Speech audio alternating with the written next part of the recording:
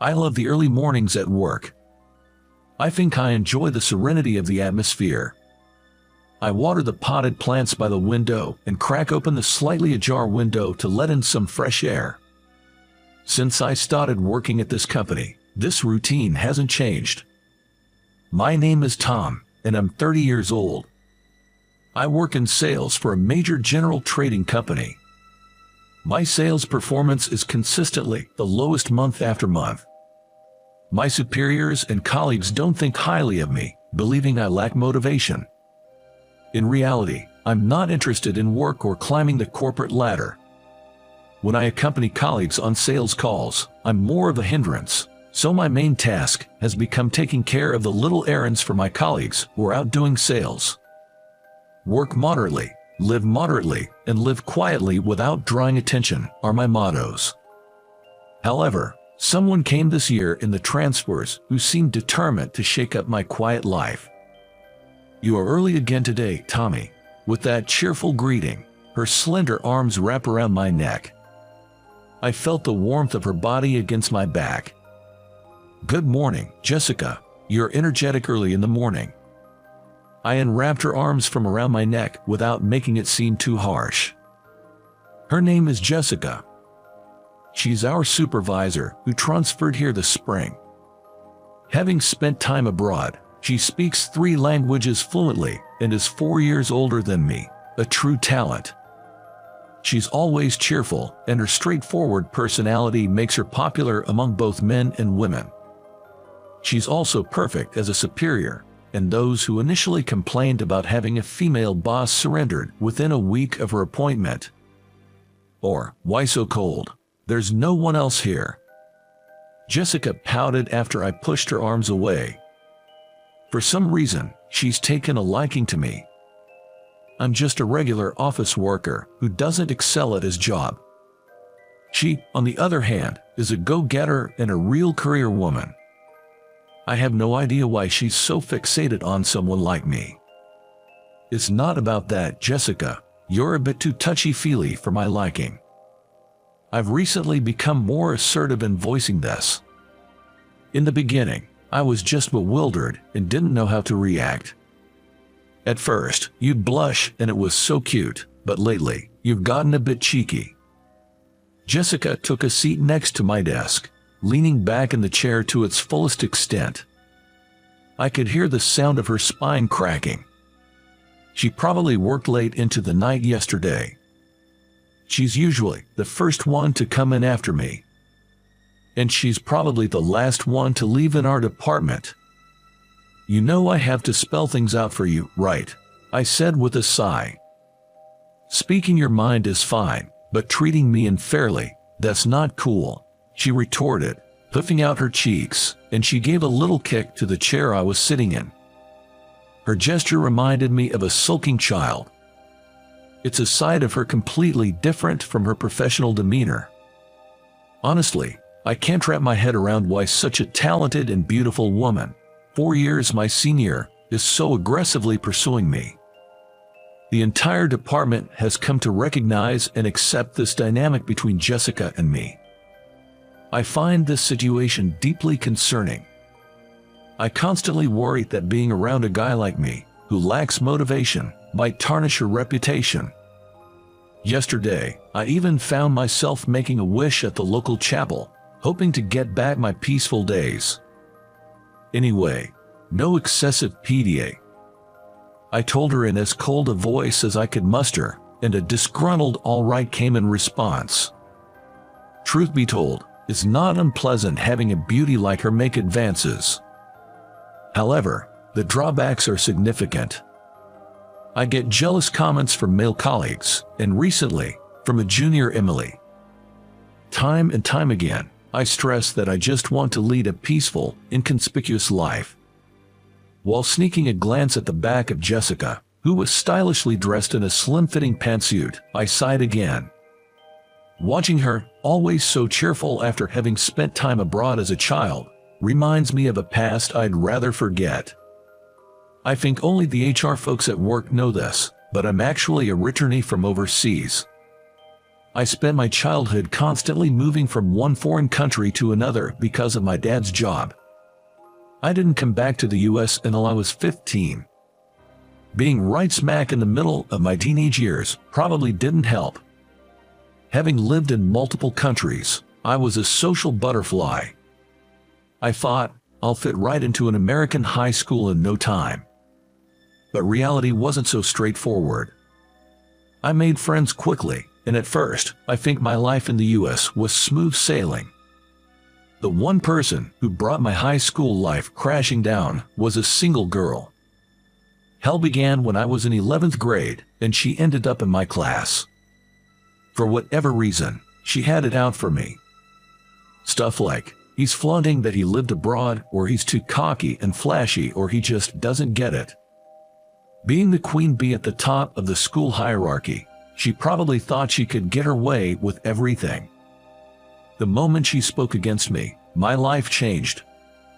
No one would talk to me or even make eye contact. Everyone was scared stiff of her. Then, I realized, if I tried to talk to my close friends, they'd get a hard time too. From that moment, I became invisible. It lasted until graduation. I declared to my dad that I would never attend a college in the US around that time. True to my word, I left for the UK right after high school graduation. Later on, I got into University of Oxford. I only came back to the US because my mom wanted me to. My mom, who was in poor health, I think was feeling a bit vulnerable. I wasn't mature enough to refuse such a request from her. Remembering my high school days, I made a promise to myself on the day I started my job to always stay under the radar. A presence that disrupts my peaceful days. What should I do about Jessica? A thorn in my side. Then, one day, an even bigger problem stood before me. It was a scorcher of a day, and my colleagues, who had been outside on assignments, were shutting down cold water as soon as they returned to the office. I was in charge of odd jogs, so I prepared drinks for them, chilled wet towels, and did everything I could to support. I always made sure never to take center stage in my duties. Tom, a customer specifically asked for you. My junior, Emily, approached me with a puzzled look on her face. It made sense. Nobody had ever specifically asked to speak to me for a business discussion before. Emily seemed a bit worried as she whispered to me in a voice others couldn't hear, "Are you okay?" "I'm not sure, but I'll meet with them anyway." Trying to reassure her, I lightly pat little Emily's shoulder. Yet she seemed to remain concerned and followed behind me. It looked like she intended to join me. I felt like a failure of a senior to have my junior this worried about me. Taking a deep breath, I said, "Excuse me," before knocking. A young woman's voice from the reception room responded, "Please come in." At that moment, cold sweat ran down my back, and I felt a slight dizziness. I instinctively wanted to run away. Not understanding why, the moment I bravely opened the door, I was frozen on the spot. "How many years has it been? You didn't even attend graduation. I was worried if you were even alive." Bright red lips uttered those words. Despite her flashy makeup, it suited her queenly demeanor perfectly. Lucy, why? Lounging on the reception room's sofa was the very person who had brought about my downfall, Lucy. She was the last person I ever wanted to see. I probably looked quite shaken. From behind, Emily asked again, "Are you okay?" I responded with "I'm fine" and took a seat across from Lucy, saying, "Excuse me. When I saw you in the hallway earlier, I didn't think it was really you. I mean, who could have imagined back then that you'd be working for such a prestigious company?" Her condescending and arrogant tone unchanged from our school days. She looked at me with a mocking upward glance and smirked. She seemed like a predator that had just spotted its prey, making my heart feel like it was going to jump out of my chest. Though I felt the need to say something, my mouth was dry and no words would come out. Lucy enjoyed my distress, grinning broadly. I tried to remind myself, I'm not that high school kid anymore. Excuse me, did my subordinate do something rude? I hadn't even noticed when Jessica entered the room, so hearing her voice nearly made me jump out of my skin. Who are you? Lucy asked with a frown, glaring at the sudden appearance. It seemed like she was annoyed, thinking her fun had been interrupted. I'm Jessica, Tom's supervisor. Tom rarely handles business meetings, so I hope he wasn't rude to you. Her face was smiling politely, but her eyes weren't. It felt like sparks were flying between Lucy and Jessica. After a tense moment, it was Lucy who broke first. Fine, I'll let it slide this time. Our companies have had a long-standing relationship since my father's time. Let's keep it that way. Lucy said, standing up and exiting the reception room with the click-clack of her heels. Quickly, Emily went to see Lucy out. The sound of the door slamming shut was the cue that allowed me to finally relax. Considering my unusual reaction, there would likely be questions from Jessica. The sinking feeling of having to explain my past to her weighed me down. Apparently, she's undergoing CEO training. She may come around again, but you don't have to deal with her, Tom. Let's have Emily grow into the role instead, Jessica said with a reassuring pat on my shoulder. Feeling the warmth of her hand, I was on the verge of tears. In the end, Jessica never asked me the reason I was upset that day, and we finished our day's work. I felt like the rug had been pulled out from under me. At the meeting the next day, it was decided that Emily would handle Lucy's account. I was designated as her assistant. I briefly explained to Emily that Lucy and I were high school classmates. From the previous day's events, Emily seemed to have picked up on my reluctance to deal with Lucy.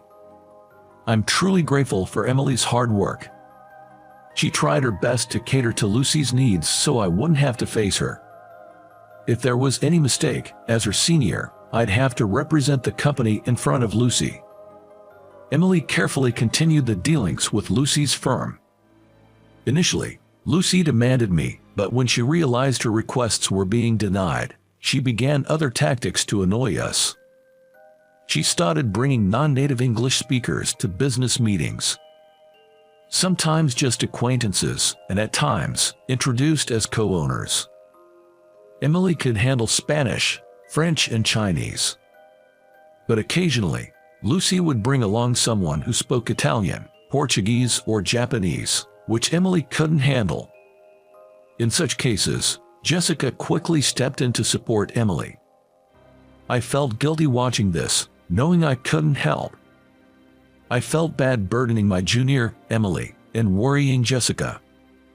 I kept thinking I was a failure as a professional. One day, our always cheerful Jessica was out sick with a fever. It's rare for her to call in sick, so everyone was concerned. According to Emily, she was overworked and sleep-deprived, leading to a weakened immune system, and she caught a cold. Though it was an unfortunate situation, I hope she'd take a good rest. If Jessica isn't here to help and Lucy brings someone I can't communicate with. Emily gazed anxiously at the words Jessica absent written on the whiteboard. And her fears became a reality. While I, who rarely goes out for client visits, was out assisting a colleague, Lucy suddenly arrived with a troublesome matter. When I returned to the office, I could hear Lucy berating Emily throughout the floor. Rushing into the room, Emily was flustered, being yelled at by Lucy. It seemed that today's negotiation required Italian, Emily's weakness. You do realize this is a trading company, right? How do you work here not knowing Italian? Or are you just looking down on us? Yelling at Emily, without a second thought, Lucy's face didn't show a hint of anger. She was grinning with a nasty smile, seemingly enjoying the situation to the fullest. It looked as if she had found her prey. Your usual helpful supervisor isn't here today. I heard she's feeling under the weather. Can't even take care of her own health. That's so third-rate. Beside the sarcastic Lucy, a young Italian who didn't seem to understand what was going on, was nervously watching Emily and Lucy. He was probably dragged here against his will by Lucy. "Well, speak up. Can't do business with someone I introduce you to, or are you going to apologize, explaining I don't understand?" With Emily's head lowered, Lucy continued to tap her on the back of the head rhythmically with a rolled-up document. Emily's back visibly shivered. Colleagues also observed the situation from a distance, running around searching for someone in the other departments who could speak Italian. Meanwhile, Lucy's attitude kept escalating. "Can't even explain. Come here right now." Saying this, she forcefully pulled Emily off the couch. The moment I saw that, something snapped inside me. "Is there an issue here?" I quickly brushed off the hand Lucy had on Emily's shoulder and shielded her behind me. "Oh, Tom, long time no see. Are you here to play in her place?" Lucy, finding a new target, had a cruel glint in her eyes. Ignoring her completely, I addressed to the flustered young Italian man. "Are you interested in doing business with our company?" Of course, I wasn't speaking in English. Italian flowed naturally from my lips. The young man seemed relieved to finally hear his native language. On the other hand, Lucy was stunned, staring at me in disbelief. The young man excitedly began explaining the plan he had in mind to me. Looking at me engaged in the conversation, Emily seemed genuinely surprised. All this time, she thought I was just some guy who did menial tasks by the window, but suddenly I was speaking Italian fluently and handling the negotiation. Can't blame her for being taken aback. During the negotiation, Lucy seemed to be glaring at me resentfully. In the end, the young man and I shook hands, laughed about the potential for a big deal, and wrapped up our discussion. Emily escorted the young man to the front door, as he wanted to report the outcome to his boss right away. Back in the reception room, Lucy and I couldn't tear our eyes away from each other, locked in a stare down. "Nothing's changed with you, huh? Still haven't grown up." I was the first to speak. The Lucy, who I once found intimidating, didn't scare me at all today. Perhaps successfully navigating that tough negotiation boosted my confidence. "Excuse me, what are you trying to say?" Lucy, seemingly caught off guard by my comment, retorted in a flustered manner. She still carried her usual high and mighty, queen bee attitude, but I could sense a hint of panic and fear. "What I'm saying is that you're acting childish, still pulling the same stunts as you did in high school without considering your age." Once I started, I couldn't hold back. Words I'd been holding in for so long came pouring out. "Oh, so you always have someone by your side because you haven't improved your Spanish at all. Must be tough babysitting an inept heiress like you. Don't you realize you're a burden?" I'd figured out pretty early on that Lucy wasn't proficient in Spanish. She probably can't speak Chinese either. Being the daughter of a trading company's CEO, Lucy likely had the stamp of failure pressed upon her. Acting tough probably masked her insecurities. I realize this now, maybe because I've grown up. "What do you know?" She hurled the papers she was holding at me, her voice shaking with anger. Her clenched fist trembled. "Just because you can effortlessly speak other languages, you think you're so great. Give me a break." Lucy's yelling sounded more like a desperate scream to me. Looking back to high school, I realized that the reason Lucy treated me so poorly was probably all due to her own insecurities. I only found out that her father was the CEO of a trading company after graduating from high school. I vaguely recalled that Lucy struggled greatly with her Spanish classes back then. But that's no excuse for the way she treated me. Deal with your own issues yourself. You're a grown-up after all. My words made Lucy's face turn beet red. She must have felt embarrassed being called out like that. She grabbed her bag from the couch and stormed out of the reception room, the sound of her heels echoing on the floor. I thought maybe I was a bit too harsh, but I didn't have the luxury of choosing my words carefully, and it's not like I didn't have any grudges. I hope she forgives me for being a tad bit sharp. Why did you keep quiet about being able to speak? Are you still hiding something from me?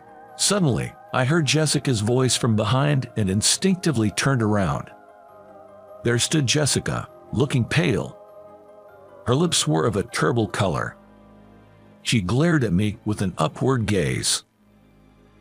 Jessica, you look terrible." "Of course I do. I'm still running a fever. Got called in despite that, but I'm glad I came. Got to see something interesting," she said as she gently took a seat next to me.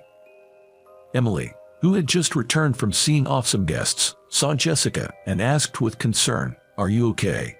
"Don't worry about me. I'm fine. Everyone, get back to your work," Jessica said and cleared the reception room. I braced myself for a reprimand. It's like I was neglecting my duty by claiming I couldn't do what I was supposed to do. I figured I'd have no right to complain even if I got fired for negligence. "You're such a lying prince." Those unexpected words came out of Jessica's mouth. I was dumbfounded and could only utter, "What? Don't you remember me? That's cruel." I looked closely at Jessica's face. She must be feverish. Her face was pale, only the area around her eyes was slightly red. It looked like she had been crying. Suddenly, memories flooded back. "Oh, we've met before, right?" I was certain now. The girl with swollen red eyes, crying in a corner of a park in a foreign country, Europe. That image overlaid with Jessica before me. "Oh, in Germany." To my exclamation, she smiled warmly. "You finally remember. Since that day, you've been my prince on a white horse." When I approached the crying girl, she whispered in a tiny voice, "I don't understand." She was acting tough, saying she only needed to speak English and didn't need friends in a foreign land, but tears kept pouring from her big eyes. Being addressed in English must have comforted her. When I was still a young boy, I confidently told her, tears streaming down her face from trying to put on a brave front, a piece of advice my father once gave me.